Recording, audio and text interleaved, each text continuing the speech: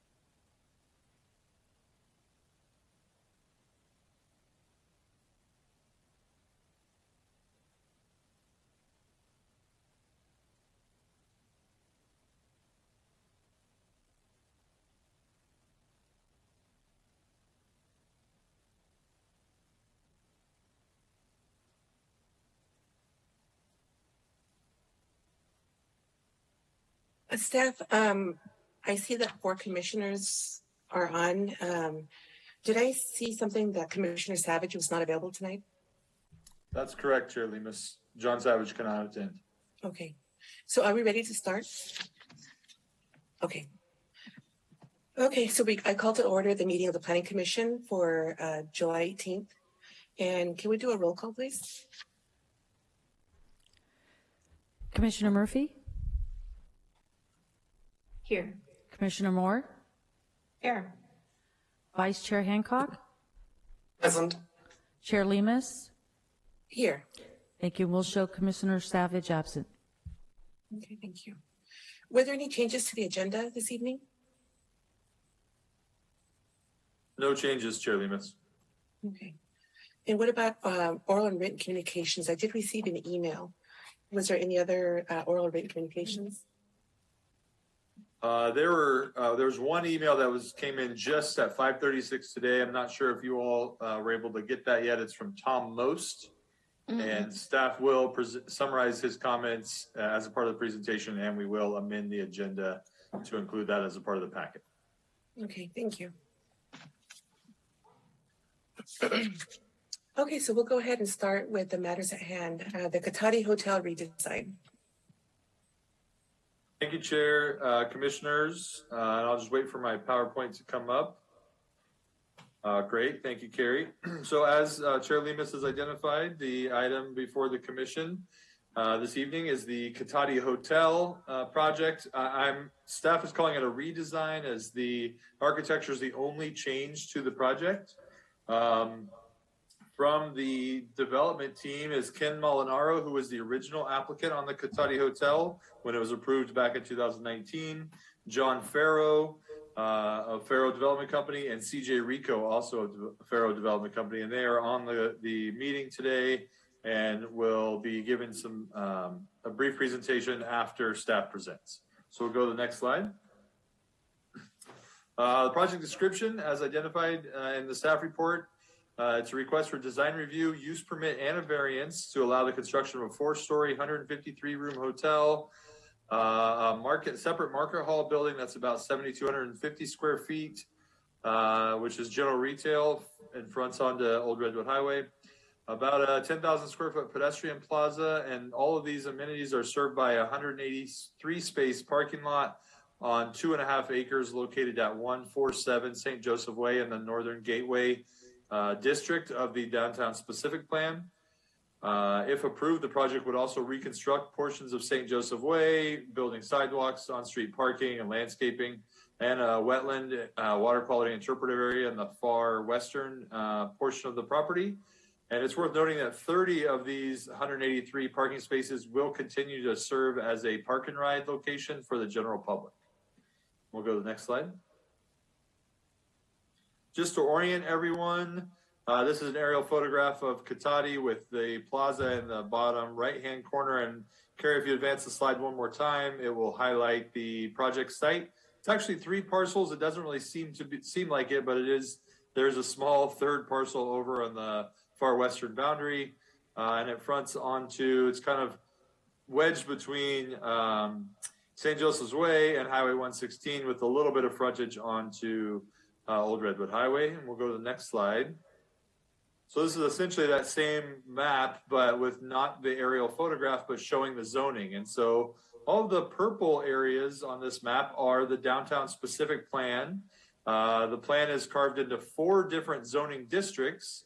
And this is the largest of those districts in what is called the Northern Gateway.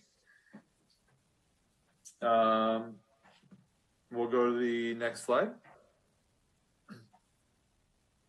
Oh, sorry. There's that star highlights the project site again. Just again, giving everybody some orientation and letting everyone know exactly where the project site sits in relation to the surrounding properties. We'll go to the next slide. And this is another aerial. You can clearly see the existing park and ride parking lot. That is a Caltrans property that the city looked and worked to acquire and has been approved to do so. And then the far eastern portion, which fronts onto Old Redwood Highway, is a private parcel that has been acquired by Farrow Development. We'll go to the next slide. So just to summarize the background that's provided in the staff report, the Downtown Specific Plan was adopted in August of 2009. The City Council approved replacement of the park and ride site in October of 2014 with the goal of redeveloping that property. It was really seen as a key piece to the Downtown Specific Plan. And so the council directed staff to move forward with acquiring that from Caltrans and offsetting the park and ride parking spaces, which staff will get into in a little bit in that year. In 2018, a public engagement meeting was held to discuss a hotel as a potential development option on this property, and it was received with general support from the community.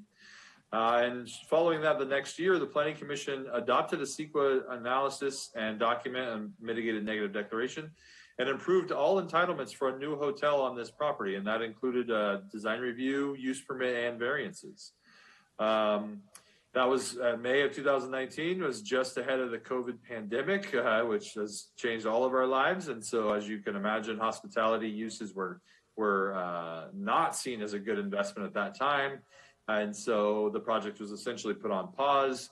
But in this year, Farrow Development partnered with Ken Molinaro, and they are moving forward with the same project, but with a new design. So the use permit variances, no other operational characteristics are proposed to change, but a new architectural design was proposed, which does require approval from the Planning Commission. We'll go to the next slide. This is the approved site plan. It shows the hotel building itself in the center, the landscaped parking lot, and the market hall on the far right. Both of the buildings are identified as white, and then the pedestrian plaza in between the hotel building and the market hall building. And if we go to the next slide, although the format's different, I apologize for that. I did not have a colored landscape plan to make the comparison. It shows that there's not a lot of change actually in the site plan, almost none virtually. The only changes are to the layout of the pedestrian plaza. There were some small changes to that. And that's essentially it. So it's worth highlighting from the staff perspective that while the variances and the use permit are back before the Planning Commission, it's essentially just a redo of the architectural design. And again, none of the operational characteristics are proposed to change.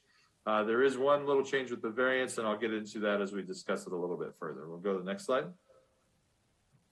So this slide is just intended to highlight the approved architecture. That's the top gray kind of paneled building inspired by Art Deco design themes. And is juxtaposed with the proposed architectural design on the bottom. This is both as it would be viewed from St. Joseph's Way, so facing south. And obviously a very significant difference, but the bottom design is inspired by some of the architectural themes and elements of Cotati and the agricultural themes and elements of Cotati. Some of the things that Cotati likes to celebrate, and obviously a very significant difference from the approved more Art Deco themed design, but does meet the requirements and design criteria of the downtown specific plan. And staff finds it to be much more of an iconic building and hopes that the Planning Commission and public would feel the same. We'll go to the next slide. So again, if we just click through these, this is a rendering from the parking lot view, kind of the western parking lot view. When you go to the next slide, this is kind of from the eastern view, looking back over the pedestrian plaza at the eastern facing facade. I'm going to let the design team, development team talk about these renderings a little bit more in their presentation. So we'll just keep clicking through. This is facing from Old Redwood Highway, looking over the Market Hall building back at the hotel building, and it includes the pedestrian plaza that would front onto Old Red, kind of continuing on the design theme of the city installed infrastructure there, the seat walls, and some of the Cotati signage. Go to the next slide. And then this one is from Highway 116, kind of around the corner from the last slide, looking south. And we'll go next. So getting into some of the analysis, there's a lot of general plan and specific plan policies that are highlighted in the staff report. But just to summarize them, the general plan encourages a mix of uses in the specific plan areas. So staff is definitely supportive of a hotel. We have no hotels in Cotati, so we do see this as implementing that mix of uses policy. The general plan also encourages the establishment of a hospitality-related business in Cotati, with the goal of emphasizing the city's heritage and scenic landscapes, and hopefully to create some opportunities for green business development and take advantage of the proximity to Sonoma State, which again, staff finds that a hotel would do so. It specifically encourages growth of new commercial businesses in appropriately zoned areas, and also maintaining the stability of existing commercial businesses. And staff finds that bringing a hospitality-related use that'll bring additional visitors to Cotati fits in with that goal and policy direction very cleanly.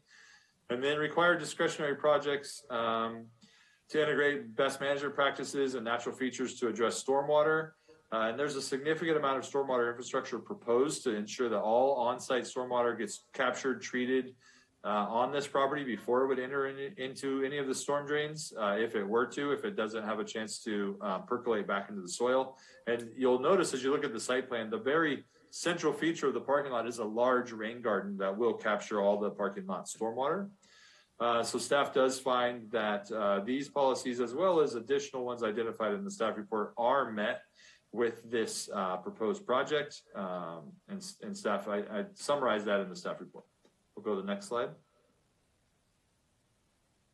So getting into a little bit more specifics of the downtown specific plan, again, there's 4 zoning districts. This is the Northern Gateway, which is highlighted there in kind of more the orange color. This property or this district is unique in that it really talks about kind of being intended to redevelop. The properties in this district are intended to redevelop and kind of what the term regenerate the uses on these sites. Revenue generation is specifically identified as a goal in this area. And the goal is, again, to transform these underutilized properties into a vibrant mixed-use district with bike and pedestrian circulation and orientation. And specifically, the goals identify reconfiguring Old Redwood Highway into a vibrant mixed-use, multimodal, and beautiful urban street, and then directly providing policy to develop lodging with a pedestrian orientation in these locations. And so staff definitely finds that this project would implement that. There is some of the development standards do limit the height to 4 stories, but also 50 feet. Excuse me. There are some limitations on the lengths of blocks in the downtown specific plan. And again, that's intended to kind of support that multimodal, pedestrian-oriented, bicycle-oriented walkability. And then obviously parking development standards as you would have in normal zoning districts. And we'll go to the next slide. So the variance was required in the original approval because the block length does not meet that requirement. It is limited to 500 feet, and this property does propose 570 feet. So while it is truly a block that's longer, when the past variance was allowed, it was because the pedestrian plaza is seen as actually breaking up that block length, even though it doesn't provide vehicular access. And, you know, seeing a new vehicular access onto 116 in that location where you have an off-ramp coming out of 101 just wasn't a good design from the staff or traffic engineering perspective, in that it would really create some unsafe circulation elements. And so while obviously having shorter block lengths is great policy for developing a pedestrian and bicycle oriented neighborhood, this is kind of the northern edge of that. And so staff and the past commission was supportive of that additional length and not breaking it up because of those reasons. And some of you commissioners were probably here during this, and so you can add some additional insight into that for our discussion. But there is a future roadway that will continue south through those properties, and staff does find that kind of terminating that roadway at St. Joseph's at the northern edge of this district does make sense. And so the variance is supported. Similarly, the 4 stories height limit is limited to 50 feet. The past approval allowed the roof to go up to 53 feet at the top of the parapet wall. You'll saw that wall was, or that height was a monolith height. It was all one height building. So while this building is proposed to peak 3 feet over that at 58 feet, it's just one architectural element, and the majority of the building is below that overall height limit. So it's, again, staff supports it. It is a slight change from the past approval, but staff finds it's definitely in keeping with the direction and the policy, and actually may appear as a less of a massive building because the roof lines are more varied in this design. And then some of the factors that push the building to that height are on a first floor commercial building, you really want a high ceiling, because if you get a restaurant use in there, they need room to put in all their HVAC and the kitchen hoods and all that equipment above the drop ceiling, but below that hard plate of the next floor. And then also just a hotel lobby, to get that grand appearance and feel when you walk into a lobby, you want tall ceilings. And so that first floor height was originally designed at a 16-foot height plate, and this continues that through. And then having a little bit of additional room for internal hallways and guest rooms will allow more infrastructure to be built to serve all those rooms, basically heating and cooling, electrical, fire sprinklers, all that infrastructure in between the ceiling and the next floor, and then also to provide some additional height in those rooms as well for feeling and ambiance. So given those factors and the fact that the variance was previously supported, staff is recommending approval of the variance as well. We'll go to the next slide. The previous design and use were fully analyzed by the Planning Commission under mitigated negative declaration, which was adopted. That's a CEQA document. There were some potential impacts to the air quality, biological resources, and the other resources identified below, but there were no significant impacts because there are mitigation measures which were adopted to reduce those. None of the characteristics of this design change any of those mitigation measures or requirements, and so no new analysis under CEQA was required, and we are relying on that past document. But it's worth noting that all the mitigation measures previously required still apply to this project should the Planning Commission choose to approve it, and all impacts would be mitigated to a less than significant level. We'll go to the next slide. So a few of the changes that are worth highlighting: there was a water tower that was included in the original design, and I think it was a big part of the discussion. Eventually it was originally intended to function, and then it became non-functional design element, and this updated design team has proposed to eliminate the water tower in favor of a sculpture. One public comment that was received last week and was included in the packet was that the sculpture design could benefit from some additional public input. And so staff is recommending that the Planning Commission add a condition of approval should they agree with this comment and choose to approve the project, to require a public process to finalize the design of that sculpture. It's also worth noting that eliminating the park and ride for Caltrans requires the city to construct alternative parking ride locations in areas that are more likely to be utilized, and that is Windsor and Petaluma. So those properties have already been identified.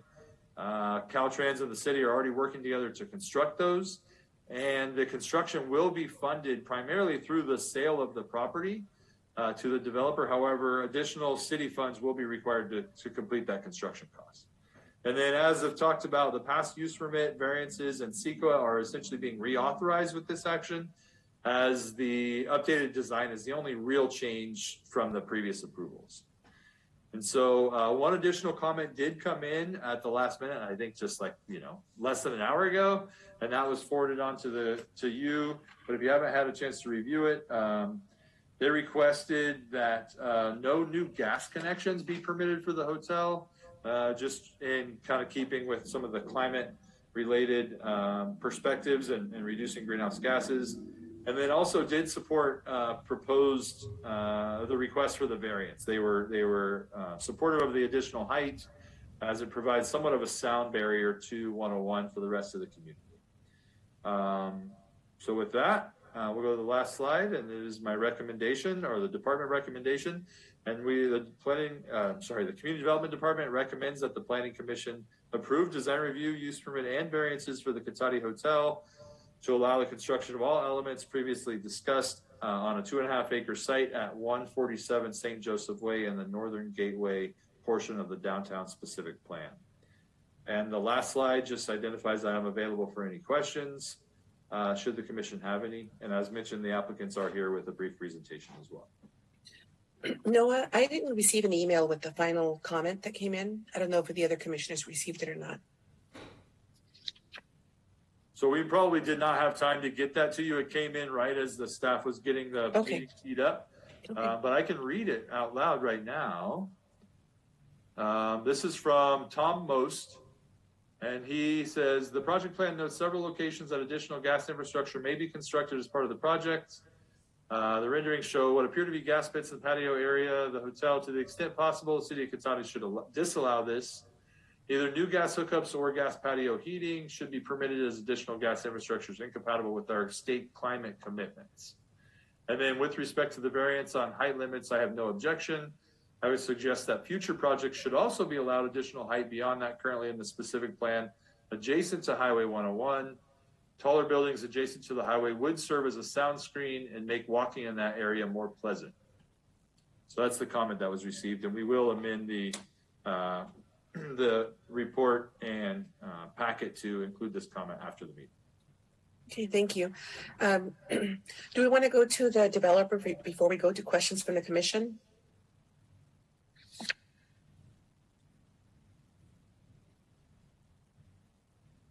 So Chair, I don't see anyone raising their hand. I would say that's at your discretion as the chair. Okay, was there any commissioners that had any questions, or we can hear from the developer and then ask our questions after? So I'd like to hear from the developer first. If that's Okay, that sounds good. Okay, we'll go ahead and do that. Thank you. Hi, everybody. Good evening. Thanks for being here. My name is John Farrow, Farrow Development. I'm here with CJ Rico, who is my development director. We put together a small presentation that is actually in lockstep with what Noah's presentation was. First and foremost, Noah, you kind of stole most of the thunder because your presentation was so thorough. So thank you for that thorough presentation. We don't have much more to say at this point other than just kind of going through our brief slide deck. But CJ and I actually commented that we felt you were extremely thorough. So thank you for taking the time. Council members, thank you for being on this call, and those participants as well. We'll just kind of go through it really quickly, and then we'll open it up to questions that you folks might have. So CJ, do you want to take it, or would you like me to take it? We can split it. Okay. All right. Well, why don't I start with the initial design concept, and I don't have control of the slide deck, so I'll rely on whoever is hosting this to take me through each one of the slides. So we'll go to the next slide, please. Thank you. So really, the initial when Farrow took over and partnered with Molinaro, the previous developer, we noticed some disconnects in the design concept. And while we felt that the design concept was in line as far as the amount of keys, the sizing and spacing of the building, its proximity to ingress and egress for the city, we felt it was lacking. And what it lacked was vibrancy. What Cotati stands for, the farming communities around Cotati, the music-centric area, just the whole feel of Cotati. It felt blah. The concept felt blah. And so what we really endeavored to do was to try to maintain the footprint, stay within the existing building envelope, work with our design architects to reinvigorate the design and really bring some character to it, bring some architectural details to it, some flair, some dimension, a little bit more kind of color to it. We just felt it just seemed like a box that would quickly get dated, and we felt that was probably not in line with what the city of Cotati would want now and going forward in the future. I mean, really, this is a gateway property to downtown, and as such, it has to shine. It really has to make a statement, and it has to be something that's inviting. When folks drive by on the freeway, they want to be able to see something. They want to go, wow, what's that? Let's pull over. Wow, that looks great. Let's go in there. Let's figure it out. And that's drawing in new visitors. That's drawing in the community. It's creating a sense of presence. It's creating a sense of arrival. And so we just felt that we would be doing a disservice to the city by leaving a box, and I say that with all due respect to the previous designs. I also felt as a builder and developer that it was my responsibility to ensure that we gave something to the city that was meaningful and that really looked nice. And we think, at least internally here, that we've done that. We think that we've taken a normal design and we've really changed it into something that will entice not only locals, but those visitors to want to come and stay and play and visit and shop and dine. And so we're hoping that this design does just that very thing. In addition to that, we like the water tower concept, and I wanted to speak about that briefly. The idea was to take it from an inactive feature to an active feature. And then in going forward, we really felt that it would be really cool to identify a sculpture of some kind, maybe an interactive sculpture that maybe had some, some visual effects that could be changed, something that kind of had a hexagonal shape that really highlighted what the original downtown plan and layout of Cotati was, which is that hexagonal shape, but also that was a conversation piece and something that could be modified and changed to maybe morph into some advertisement opportunities or notifications of upcoming events, or something that could be interactive for the children. We took a stab at it. We tried to incorporate some of what we felt was the native, culture in the area, as well as, some of the farming elements and implements. So we kind of hope that that we retain some port, if not all of that that design, because we think it will really be something that will draw folks in. CJ, I'm going to kick it off to you for the next couple of slides, and then I'll kick in at the end. Sure. Thanks, John. If we could change to the next slide, please. So as you can recall, this was the old concept. The building still is the same envelope. It still has an H shape to it. This did not represent, from what we thought early stage, would be an eye-capturing piece as a gateway property to Cotati. So we took an opportunity to recreate the design, and if we can go to the next one, this is the deal that we got.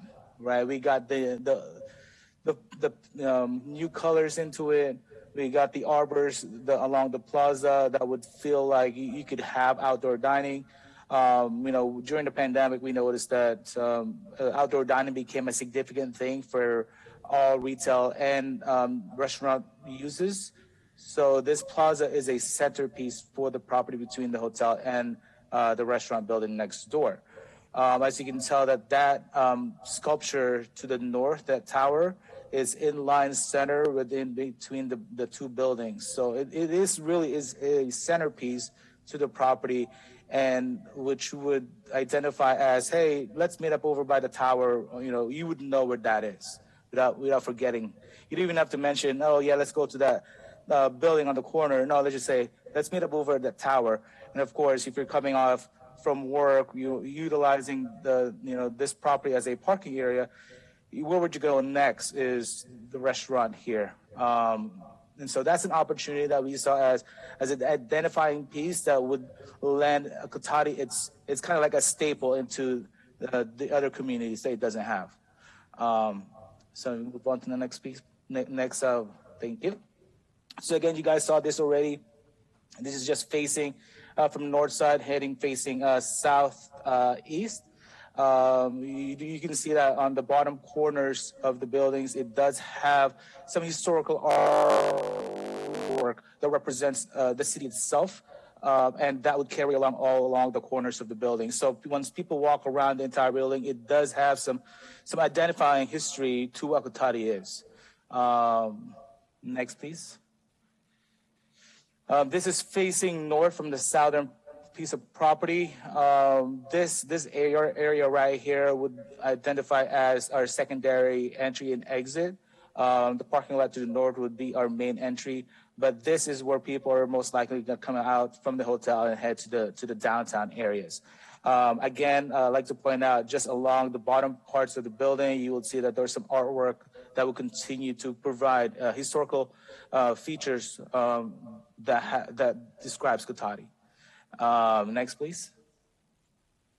So this is the shot that would also identify as away from a walking piece from the plaza over to the future development to the southern parcel.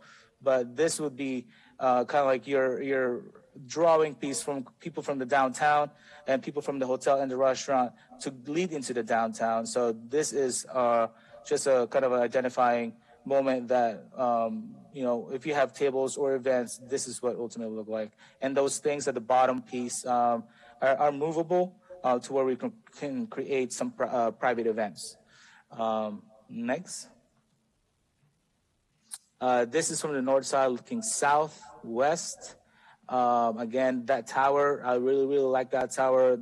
Our design architect suggested that we should have some historical LED pieces at the bottom that would change and show the actual history of Cotati from the historical areas when the Native Americans occupied the areas to the current history of Cotati and maybe further on. So it'll just be a learning piece. So it's not just a complete metal and dull area. Next. And yep. So just a plaza where we can hold events from the hotel side, either be a wedding, an outdoor music scene, and vice versa. In case we have another round of Rona, we can have exterior dining features on these areas, both for the hotel and the restaurant, but also just for the general public. And CJ, let's pause there for just a second. I want to spend a few minutes on this slide because I think it's really important. We received some guidance from Cotati as it related to how they would like to see this part of the property being utilized. And the feedback that we received was really a pass-through.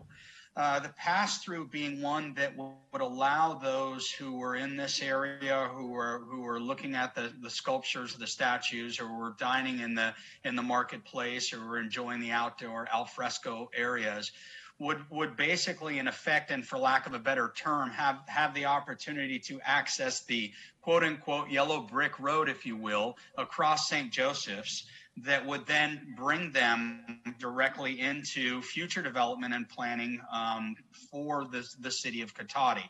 Really kind of as we said, the sense of arrival, the gateway into. So we spent a lot of time really carefully thinking about how we could create a breezeway, a pathway, if you will, that would really invite those, especially guests that were staying or those that were enjoying the marketplace or those that were enjoying a music event of some kind or an outdoor event or a play or whatever, to be able to then gather and to be able to move forward and really enter into the city. So the idea with this is to make sure that this pass-through was exactly that, a pass-through and a point from the beginning of the city into the city, and with free access and plenty of walkability, bikeability, skateability, if you will, drivability to basically get into the city. So we really like this element. We really took to heart the counsel that was given to us from the city and their advisement.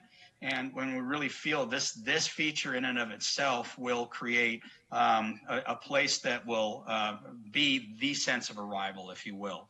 CJ? Yeah, that's exactly correct, John. So thank you for pointing that out. So it's looking into as a community involvement piece. So, tourists, people from out of town, just locals, it's where you meet everyone, right? So it's not only bringing people from the outside, but it's also bringing people from the inside the community to meet people from the outside. So if you say, hey, where's Cotati? They're no longer going to be wondering where Cotati is. They're going to know, oh, Cotati is the one with the tower, with the plaza, bam. That's your identifying marker, all right? So next slide, please. So just some of the plans that we wanted to discuss, three-piece parcel that we wanted to merge and create into one parcel. So this is an existing conditions and demo plan. Not to bore you guys with what the details are, but this is just scraping off the current parking structure that's on the park and ride in order to have a clean site for the development. Next. Utility plan, again, I'm not going to bore you guys with details, but we're going to bring in all the public utilities into site. So for future development, our neighbors to the south will have the opportunity to tie in, and we're going to have just the utilities for public improvements to this area. Next, please. Again, this is just a grading plan. that we have provided to the building department. This is just showing off the areas that needs to be graded in order for us to have a stable foundation. Next.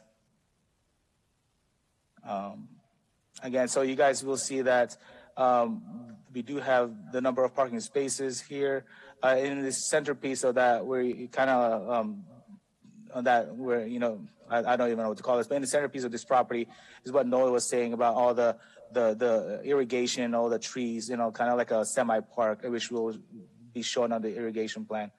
Next, please. Keep going.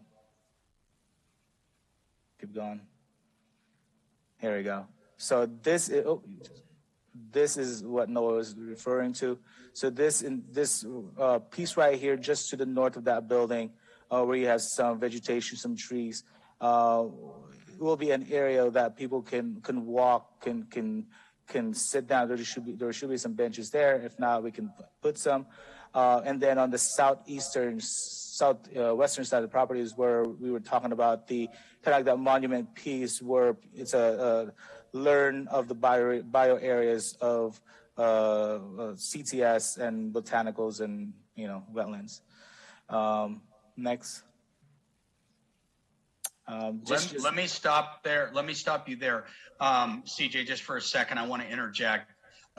We spent a lot of time with these plans, really being careful to think about drought tolerant plants, but also native plants to the area, while incorporating a sustainable building structure, not just the structure itself, but also the surrounding areas. So bioretention, best management practices as it relates to irrigation, as it relates to water runoff from gutters where that water is going, the types and sourcing of plants that really thrive in this area, that grow quickly and that really complement not only the development itself, but also the city and what is active.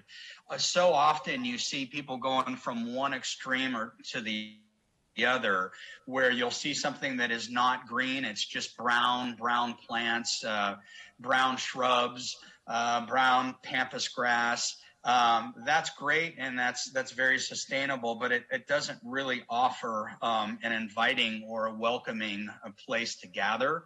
And as CJ had mentioned earlier, we really wanted to highlight a gathering place and something that felt right. It felt green, it felt comfortable, it felt welcoming, and it had the elements that were local elements. It had the right trees, it had the right flowers, it had the right brush, it had the right shrubs.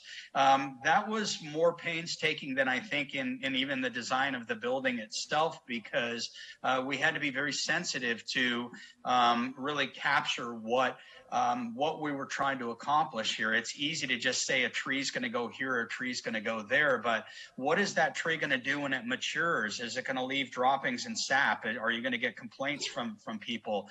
Are the roots going to, you know, peel up the asphalt or the concrete in the area? Are they going to require a lot of water that would necessarily not be good for a drought-stricken area that we live in? So, you know, these were all things that we really spent a lot of time carefully really looking at and ensuring that we captured the right fit, the right plants, the right amount of sustainability, so that we would be responsible builders and developers for this project, but also that when it was done and when we had completed, that it was something that everyone would be proud of. So that was my interjection, CJ. So the last slide will just show you guys where trees and shrubberies are located. So as a full landscape plan, this is what it would ultimately lay out. So we would have this masterpiece of a building that incorporates scenery, trees, shrubberies, and also greeneries that are drought tolerant. So just for us to not waste water to irrigate just a simple tree, but we want to select certain vegetations that are just drought tolerant for the area, and that's acceptable within the community. One of the other issues too is we were advised through the city to try to maintain screening to create some privacy, but also a beautiful element on Old Redwood and some of the other areas on St. Joseph's as well, so that as you came into the property and as you arrived off of the freeway, that you saw greenery and trees and some screening. We thought carefully about how we would stage it for ingress and egress and parking for trucks and delivery trucks so that they weren't parked on streets. Where would we stage those vehicles so that they would be out of sight, but still had easy access to restock the restaurants and bars and areas like that? Where we would put the debris storage and the garbage cans so that they were not visible to the public, but still accessible through an easy and safe route for the garbage collector. So, taking a really good plan that was originally approved and really trying to really think outside the box, I guess, would be the best way to describe it. Think about how we could be responsible and respectful to the city, to the guests who would end up staying, and also to the local, the neighbors, the population, those who live there. How do we capture their interest and ensure that we're doing something that is going to enhance their experience as homeowners in the area, and maybe afford an opportunity for another place to go and some place to gather. So that's what we took it our task to.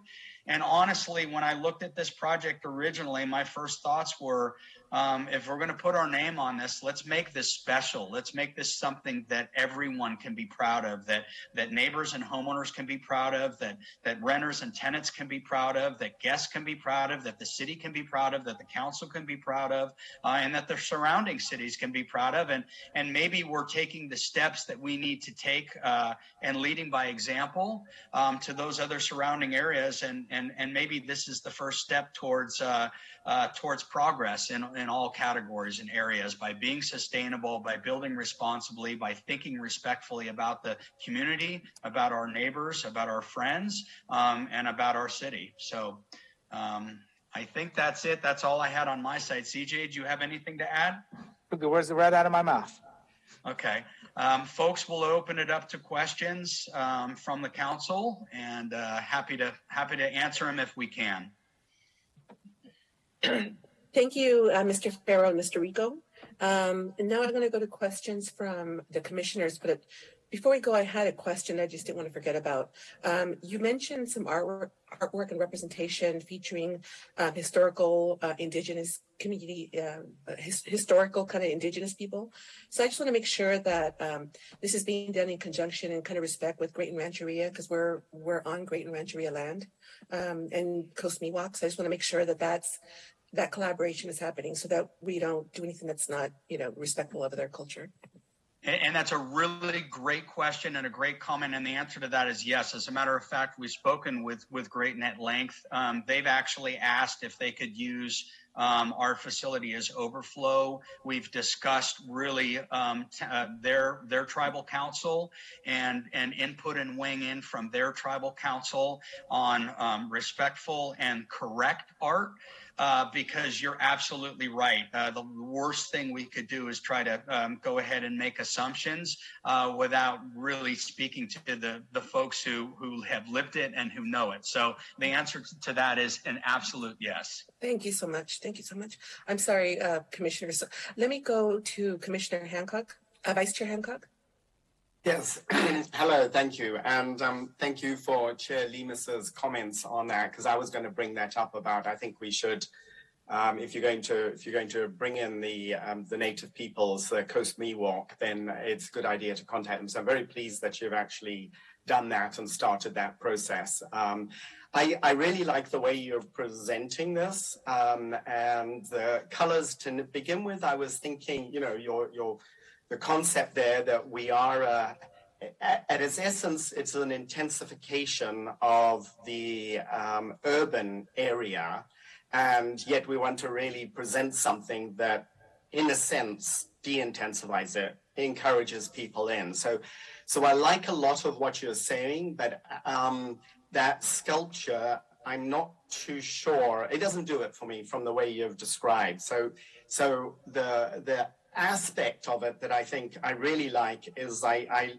like the fact that you can have something that is eye-catching from the expressway and looks very attractive. I do like the colors that you've come up with, and it's an artistic process, so maybe not everybody does, but I would say that there needs to be something that de-intensifies that aspect of the urbanization. So something in that sculpture, I think it's a great place to do something. I kind of liked the water tower, but if there was some of the Grand Jury, if there was some artists, some some Coast Me Walk artists that had some alternatives that could perhaps be presented.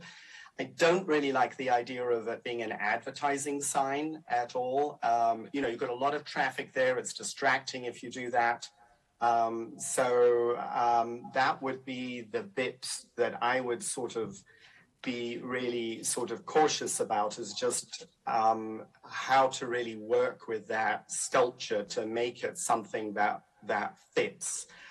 Some combination of a tower or a hint of a water tower. It doesn't have to be operational, or maybe something else that relates to the rural side of Sonoma County, because that's kind of, you're going from the rural and bringing in, that would be just my thoughts on it and stuff.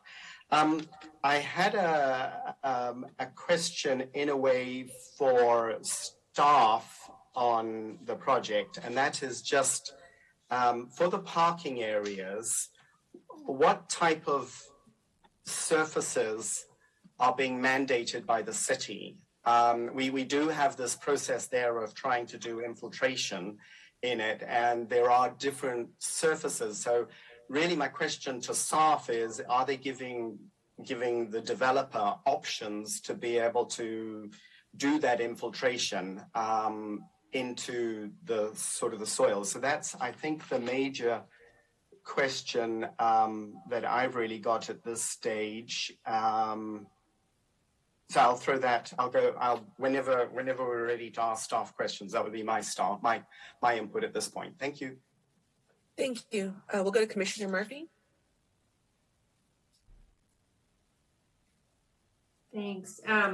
Yeah, I just wanted to agree and thank you for the thorough presentation. I can tell there was a lot of thought put into this, and I really appreciate the design and architectural changes. I think it's a nice fit.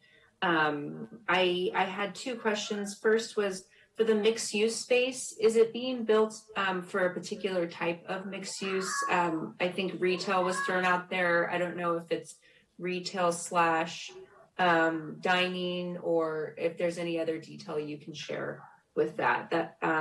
That's my first question. Yeah, and I can speak to that. So, if you talk to any Chamber of Commerce USA, they always want meeting space, and I don't disagree. We think that meeting space is always important. However, dining and good dining, I think, is always necessary, and it's great to have another place to go. So with the retail component, I think part of our planning at this point is really we're thinking about a number of different types of options. We do know we want a dining component. We do know that it should be flex space that can maybe be utilized for overflow, possibly for meeting space or gathering space, and potentially a small retail component. Again, we have talked to several of the neighbors. What we don't want to do is we don't want to get into a place where we're competing with a local grocery store or a local retailer who's a smaller retailer who would potentially be offended by us bringing in a competitor. So we're sensitive to that. And I think because we're sensitive to that, I think we will carefully and mindfully go through that process to ensure that everybody's happy, at least as much as you can be. You don't get everybody happy, but I think we can get the majority of folks happy with some type of a hybrid environment in that marketplace. So that's what we're gearing towards at this point. Great, thank you. And then my other, comment is, I do think that having some sort of sculpture or artwork in that space would be really key. I think, we have a lot of art and kind of artistic foundation in Cotati, and I'd really love to see something there. I definitely will support what the staff mentioned in having more of community input. I think I think it will be much easier for communal buy-in if everybody has an opportunity to maybe speak to that. So that was my question and comment. Yeah, and Ms. Murphy, I will speak to that as well as to Mr. Hancock as well. We don't disagree with you. We needed a starting place. We wanted to try to capture some of that octagonal look and feel. I don't know, even myself, that I am so in love with that sculpture that it's the end all be all. So please, we're not offended by these comments, and quite the opposite. I would say that we are welcome to the community and input. I would love to have something like City of Cotati and friends and neighbors, a design competition or a group that gets together and we all get to vote on these inputs from various sources. Something I think is needed there, something that really displays what we're trying to do. We don't know what it is yet. This is really our placeholder, if you will. I don't disagree with the fact that having neon signs and lights and Vegas and all that's not what we're going for here. But having something that really displays what the city is all about, I think is the right approach. So tabling it or having it open to the community, we welcome that, and we hope that through that process we can find the exact right sculpture or design for it. Thank you. We'll go to Commissioner Moore. Unmute myself here. Thank you. And yes, thank you for the presentation. Very thorough. I just had a couple comments and not so many questions, but I agree with every one of the sculpture with the fellow planning commissioners. Being that I work in Petaluma and I've been through the bathtub kind of interesting art down there. Everybody has an opinion, so be careful what you wish for, Mr. Faro. And I do think that bringing the Great Rancheria is a great idea. Also, the Cotati Historical Society has great input of what Cotati was like back in the day. I think both of those folks could lend a hand on what the artwork is out there. One of the things I do like about this is the EV chargers. And I read that there's going to be 30 on the property. So thank you for that. And the other thing I do like on this is that the stormwater is going to be really filtered on site. So again, those are two things that I think are really great on this project. So I don't have any other questions, just those comments. Thank you. And Mr. Farr, I want to thank you and Mr. Rico for a good presentation. I wasn't part of the initial planning commission in 2019, so I know that a lot of the other kind of elements are already kind of past, they're already entitled to the project, and the only thing we're looking at is just the redesign of the look of the. A question that I had as I was looking through some of the pictures and the different schematics that you showed is, will you be using inside the hotel recycled wood, kind of that kind of a look? Yeah, that's a great question. So our building protocols really try to incorporate as much sustainable, renewable, reusable, recyclable material as humanly possible, while maintaining the confines of obviously cost constraints as it relates to things that just aren't realistic. But, really we believe in a sustainable building. We believe in recyclable materials. We believe in obviously the community and the city. So incorporating all those things with balance and with respect is what we're going for. So I would say you can expect to see materials that will be pleasing from a sustainable standpoint. Okay, thank you. Thank you, but it was a good presentation, very good information. And, Cotati does need a hotel. We don't have one here in Cotati. So staff, I don't know if any other commissioners have questions, or else we can go to the public and see if there's any public comments on this. Commissioner Moore? I did have one question on this. Is since we're talking about sustainability, is there any opportunity to put some solar on this? That's my dream. We have discussed it internally, and we are absolutely considering it. Absolutely considering it.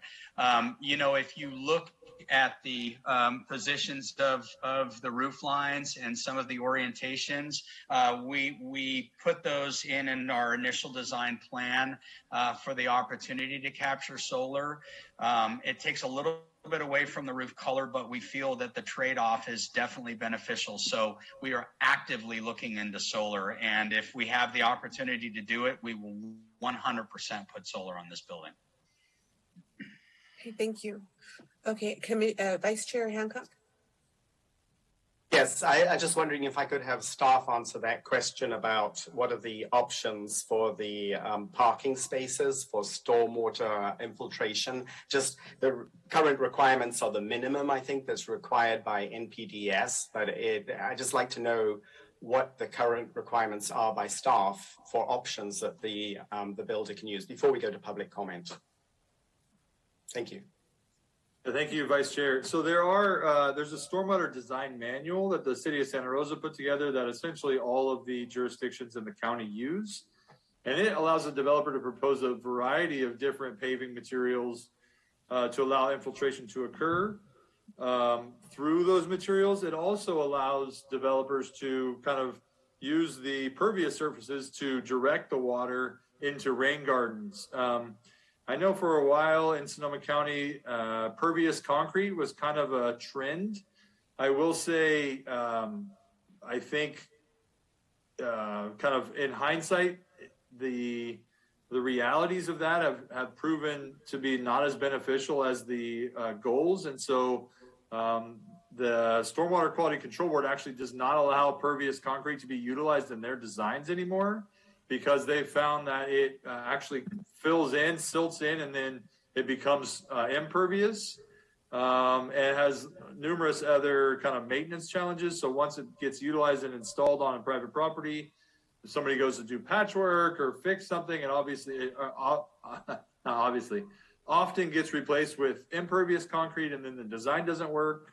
And so a lot of the designs, including this one, although it does incorporate a variety of paving materials, essentially opt to funnel that stormwater into larger rain gardens, which are landscaped. They have amenities there. So when they're not flooded by the stormwater, they actually serve as an on-site benefit, both aesthetically and then maybe as an area where folks can hang out. Like CJ referenced some of the benches in that center area. And this design generally relies on 2 large rain gardens in the middle of the parking lot, which will allow additional landscaping, softening the heat island effect, capturing that stormwater during the events, then also functioning as amenities during the 8 months of the year when we don't get a lot of rain.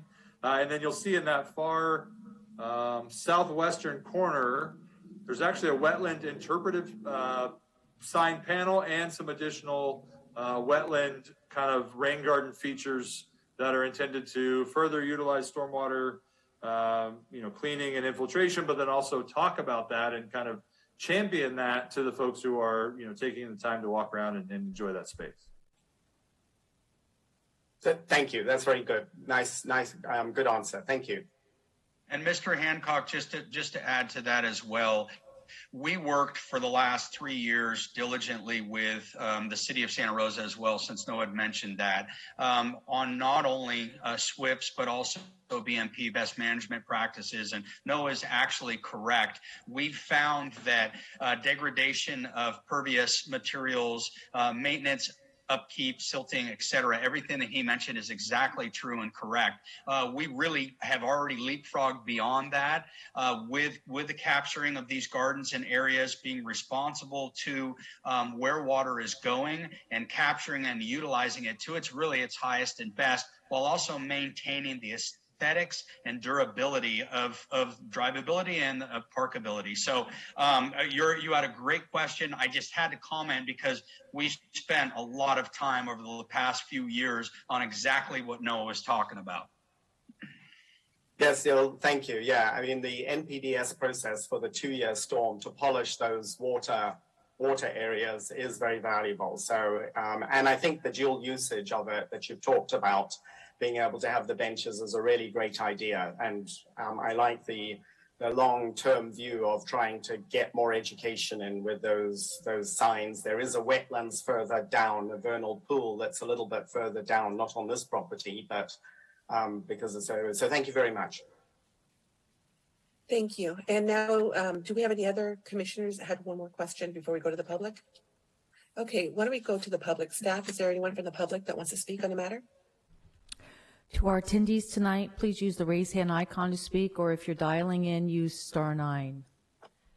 Jenny Blaker, go ahead. Thank you for a great presentation and for the opportunity to speak.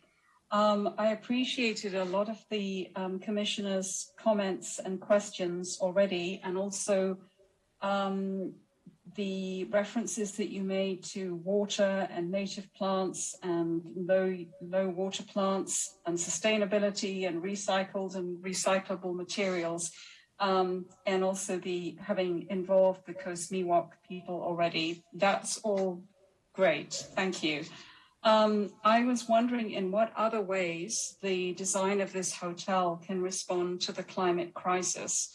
In particular, I was wondering if you can avoid using too much air conditioning by, for example, having a cool roof. We had to have the roof on our house replaced a couple of years ago, and we have a cool roof that reflects a lot of the solar emissivity, I think it's called, and it works really well. We've had the thermometer outside say it's 114 degrees on hot days, and it's 75 degrees indoors with just passive cooling. So I'm wondering if you are looking at passive cooling in the building to avoid the use of energy to keep it cool in summer.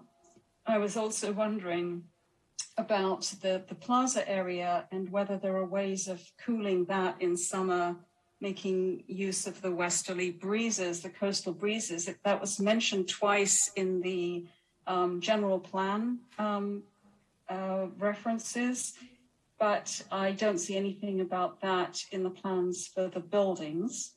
And I also read something about that the developers shall seek to include rooftop and structure-mounted solar voltaic panels to provide no less than 20% of the project's electric demand.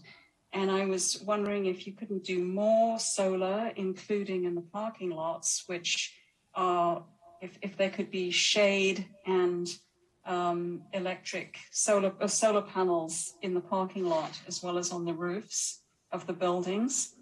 I had a question about the design.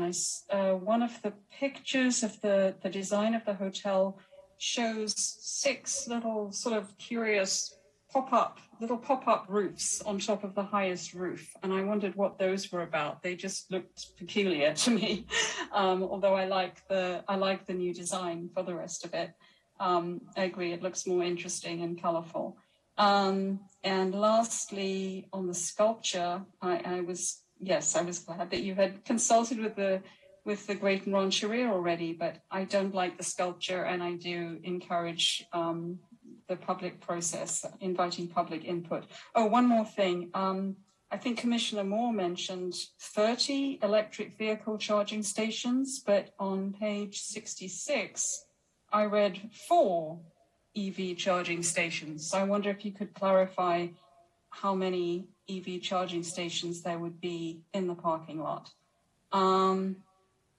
I think that's it. Really, how else, apart from the water and the plants, could this building be reducing energy use and increasing, sustainability and recyclability and everything, which you mentioned already, which is great. But I'm sure it sounds like there could be more as well.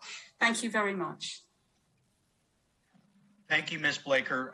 Just to recap, you had mentioned cool roof, passive cooling, breezeways, rooftop, solar, voltaic, the pop-out dormers, the sculpture, and the parking, and the amount of chargers. I'm not sure, Councilwoman Lemus, if I'm to try to address all of those, or if we should try to get through the questions. Yeah, let's go through public comment first, and I'm jotting down notes too. And then the commissioners will come back and ask those questions if they need further kind of clarification on those. Staff, do we have more people waiting for public comment? No, Chair Lemus, that will end public comment. Thank you. Okay, so now at this point, I'll bring it back to the commission and see if the commission has questions or wants further clarification after public comment.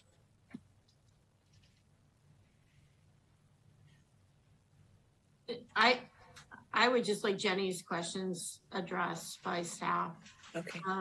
Or by Mr. Farrell, whoever, Okay. Yeah, this is Director Hausch. So just chiming in. So that is a good point. So to Commissioner Moore, 4 EV chargers are required to be installed with the project. All 30 of the park and ride spaces are required to have conduit installed so they can be upgraded for EV charging into the future. But that's a good point that all 30 of those are available, but only 4 EV chargers are being installed by the hotel, and those would serve the hotel, leaving the rest to be upgraded in the future for the general public. And Ms. Blaker is correct that the condition reads that the developer is to seek to try to get enough capacity for 20% of the building's electrical use to be met through solar, either on building or like above the parking lot mounted. And then I will add, if you look at the landscape plan, it's not super clear from the plans that we have, but a huge amount of the parking area is covered by the ultimate projected growth of the trees. So that is one way that this project, I think, actually goes well beyond the requirements the city has for parking lot trees, which is called orchard parking a lot of times. It has a significantly greater number of trees, which will further shade that parking lot. I will say it is almost certain that they will be required to build a cool roof, as that's part of the current building code. And Cotati has adopted a level above the typical building standards for efficiency and sustainability. And so this building, just by Cotati's requirements, will be more sustainable and more efficient than typical buildings constructed under the 2019 building code, which is currently in place, which is fairly substantial already with regards to its sustainability requirements. And I'll let Mr. Farrow add to that. He's much more versed. Well, again, Noah, you're stealing all my thunder here, buddy. But you are absolutely correct, and we do know that there's an additional 30 that will be stubbed up. Listen, we love to build sustainably. Everything we build it far exceeds standard Cal Green building, standard Title 24 energy efficiencies. We really build efficiently. We insulate interior walls that aren't required. We go extra on spray foam insulation, on roofing, on solar, on HVAC requirements. So rest assured that my requirements for building far exceed what the standard building practices are and the requirements are, just because I like to build sustainably. I feel that it is our responsibility as human beings to reduce our carbon footprint. I think it is our responsibility as builders and developers to do everything that we can in our power to not only meet, but to exceed and lead by example, as I'd mentioned earlier. to your point earlier, Jenny, I believe your name was, in regards to those pop-outs, those are called dormers. Those dormers are only an architectural detail, and I suspect that they will probably go away in favor of solar paneling. Listen, I'd rather see a solar array on a roof that gets us beyond 20% than an architectural detail of some dormers up on top of the roof. So, your points are great. We are thinking about these and how to build more responsibly every day. We are constantly, seeking continuing education. We are talking with community leaders. We are reaching out to other cities to find out who's doing what and how and why and how we can benefit from that as a local builder and a local community. So I would suspect that all of the things that you mentioned have not only been addressed, but will probably be exceeded. And I say probably because we are at the mercy of a little bit of our flag and the flags that we are choosing, which, by the way, and this question didn't come up, I expected it to, but we are currently working with 3 flags. We will disclose the winner. All 3 of these flags are national flags. They're very well respected. They are good flags that we feel will be very beneficial to the city. So as soon as we have picked one, we will go from there. We have already met with all the flags. We have told them that this is the design or very close to the design, that this is the footprint. Please do not come in and try to change this, because if you do, then you're out. So really thinking about all of these pieces here. And I did take all your notes. We're back to the sculpture. I'll kind of close with that. Listen, my choice originally was a functioning water tower, octagonal water tower that captured rainwater, actually used it as a cistern, used that water tower to irrigate, and also to hold water for fire life safety in the event that there was an emergency. The local fire department could come in and tap into the bottom of that thing and grab 20,000, 30,000 gallons of water. So we're back to the sculpture. We're okay with whatever we need to do for this thing. We don't want it to be a 2-year process because we'll never get it built. But I think that we understand that we need to make some changes, and we are open and welcome to looking at options. And that. I'll close with that on my side. Thank you. Thank you, Mr. Farrow. So now, if there is no other questions from the commission, is there someone that wants to make a motion? Oh, there's a question. Vice Chair Hancock? Yes, just going to the actual ordinance or the motion that we're talking about, there seems to be a couple of mistakes in it. The first one is on the first page. It references the parcel numbers and then says dated X. So I think there should be I imagine that's a previous date that should be known. It's not today's date, I think. Yeah, that's page 61, the first page of the resolution. Page 61. Vice Chair Hancock, that was, I wrote the staff report and submitted the resolution. That's actually referencing the,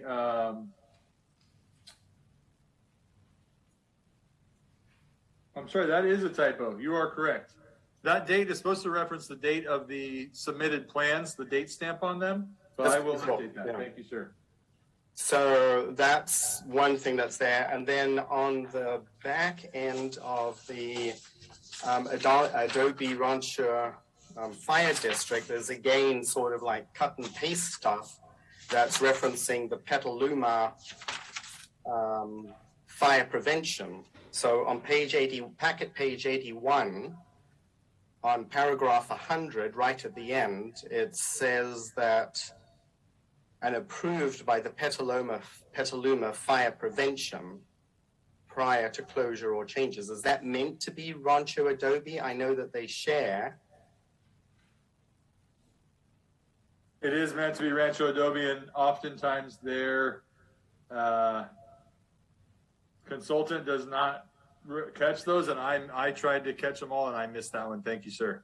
Okay, so those were my sort of questions. Other than that, also just a general comment while we're talking about it, all the CFCs, the NFPAs. I mean, it doesn't really feel like it's easy to review it the way that they've written it. I mean, I can't, as a person reading this, commissioner reading this beforehand, really review that. So I'd just like you to feed back to them that it would be, if they could write it so that it's at least easier to review for correctness. That's just my comments on the resolution. Thank you. Thank you. Okay, so is there someone that wants to make a motion, the resolution, and include the amendments to the changes? So can we just get agreement that we're agreeing to the added condition of approval for the sculpture to have a public process? Is Chair? Is this something that we need to just get an agreement among the council or? Among the commissioners, I think we should. Or the commissioners, okay. I mean, is that everyone? Yeah, I agree to that. That's fine. Okay. Okay, so do we need to make a motion on that and then agree, or just an agreement with the commissioners? If the motion that's made includes that as a recommended addition, then the commission can vote and discuss if they have any concerns with the language.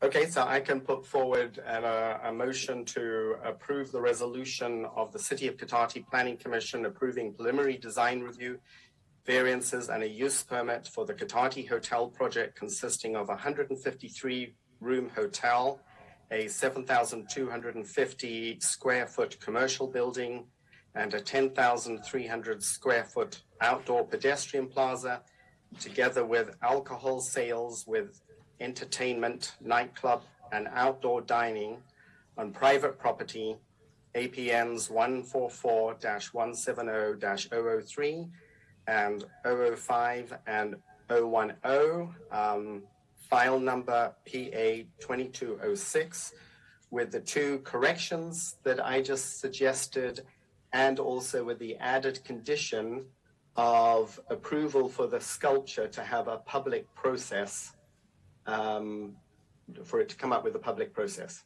That's my motion. I'll second. Thank you. So staff, can we get a roll call vote? Commissioner Murphy? Yes. Commissioner Moore? Yes. Vice Chair Hancock? Yes. Chair Lemus? Yes. Okay, that passes on a 4-1 absent vote. Okay. So good luck to John Farrow. Thank you, John Farrow, and thank you, Mr. Rico. Okay, so the next item that we have on our agenda for tonight is reports by staff. Did we excuse ourselves? Yes, thank you so much for being here. Thank you for the Thank you so presentation. much, everybody. Thank you. Appreciate Thank you, your support. Thank you so much. Have a good evening. Thank Okay, you. Thank you. Thank you, Chair Lemus. Just briefly, staff wanted to touch on a couple of things that have been going on in the department. So the housing element update, commission has spent countless hours reviewing this and provided comments. Thank you very much. We are in the final steps of reviewing the administrative draft with the goal of getting the public draft published and available for review and comment in August. We do not have a set date for that yet, but our consultant did have a little bit of setbacks, just juggling absences with illnesses, as we are kind of all experiencing, I think, at our workplaces. And so it was targeting mid-August. It's likely to slip to late August, maybe early September. We don't have a set date yet, but just know that is coming. And the public review for that is anticipated to be, about 6 weeks away or so, I'll say. Separate from that, city staff, community development staff held a workshop on the urban ag ordinance. The commission previously reviewed it, referred it to the city council. Council directed staff to make some pretty substantive revisions, and also asked staff to really engage and advertise it to the general public a little bit more to make sure we had a very well-rounded amount of input. And so staff took that to heart, made some changes, but then also really kind of took the ordinance back to the drawing board with the public and got a lot of additional input. We're working on building all that input in, and then we will be bringing that back through the process. So that will be coming back to the Planning Commission before going to the City Council, and likely in the next maybe August or September timeframe. And along those same lines, the Wooner ordinance, which the Commission looked at as a part of the objective design standards, Council directed us to pull that out and make it its own standalone ordinance and apply to all projects, all residential, multifamily residential projects citywide. So staff has been working on that. A few other priorities kind of got in front of it, but we are now in the place of having a pretty solid final draft, and we will be bringing that back to the public and commission for review, kind of resetting that process as well before it gets to the City Council. And that's on a similar late August, early September timeframe. So just please keep staff informed of any planned absences. Know those are coming. And then lastly, there are some training opportunities around, and staff will continue to push those out. But Vice Chair Hancock shared with staff, which I really appreciated, Neil, because I wasn't even aware that Sonoma State is going to have their annual Planning Commissioners Conference again this year. City will be covering the cost of that if commissioners can attend. It is a Saturday, and it's in December this year, I think, going from memory. Oh, wait, Neil knows. I will send out an email letting everyone know the dates and the specifics. It's August the 13th. So it's actually not earlier, and I guess because of smoke season or whatever. But anyway, it's earlier this year, August the 13th, 1 to 4 p.m. Thank you, sir. So that's very soon. So if you're interested, please look at your calendars. I'll send out that invite tomorrow as a notice, and the city will cover the full cost of that if you can attend. It's probably the best bang for your buck you will ever get for any type of planning conference or training. It is excellent, high level, professional level input, and a very relatively low cost. They do a great job for us. And with that, that concludes my report. Thank you. Is there any reports by commissioners? Okay, Vice Chair Hancock. Yes, hello. I just wanted to report that I have been or the Sonoma County Bicycle Coalition has been active with small groups. The objective really is to try and highlight that when you're bicycling, you're actually going from A to B. You're going to a destination. So like this afternoon, we brought up that there was bicycle capacity within the hotel, but really, I mean, it's getting there that counts, and that's where Cotati has got some limitations in those areas. How to make whole safe routes. So the Sonoma County Bicycle Coalition is advocating much more for having whole routes between places. And if you have a small section that feels dangerous, you know, people just don't want to get out on the roads or don't want to get out on the bicycle. So that's my activity within the Sonoma County Bicycle Coalition working groups. Thank you. Any other commissioners have any reports? Okay.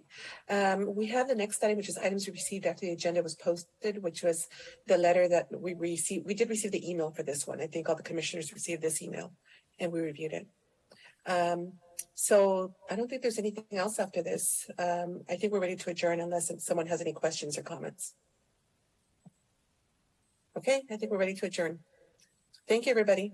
Thank you. Good night. Good night.